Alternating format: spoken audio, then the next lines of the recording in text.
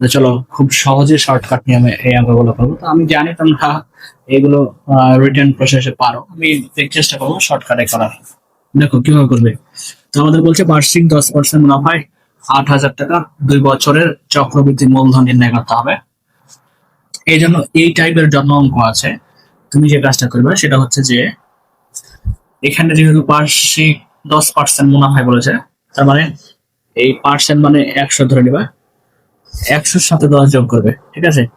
আর এখানে তো 8,000 টাকা আছে, থাক 8,000 টাকা লিখবে, গুণ দেবে এবং এটাকে লিখবে 100+10 সমান 110, আর পার্সেন্টের নিচে 100 হবে।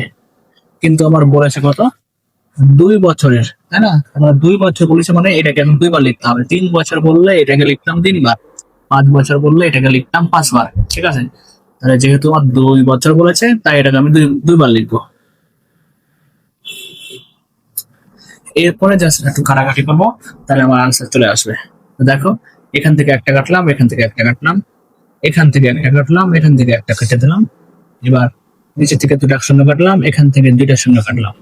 তাহলে আমার থাকলো কত, 80। আর এখানে থাকলো 11, আর 11 গুণ করলে হয় 121। এবার আমরা এটা যদি গুণ করি তাহলে কত হবে দেখো তো, 8-এর সাথে 1 গুণ করলে 8 × 8, 8 2 16 6, 8 × 8 আর 1 9, আর এই শূন্যটা দিয়ে দিলাম। এটাই উত্তর, ঠিক আছে। আশা করছি বিষয়টা বুঝতে পারছো। আমরা এইভাবে এই টাইপের অঙ্কগুলো করবো। কেমন লাগলো ভিডিওটা? ভালো লাগলো অবশ্যই এটা তোমাদের কাছ থেকে কমেন্ট আমরা আশা করতেই পারি।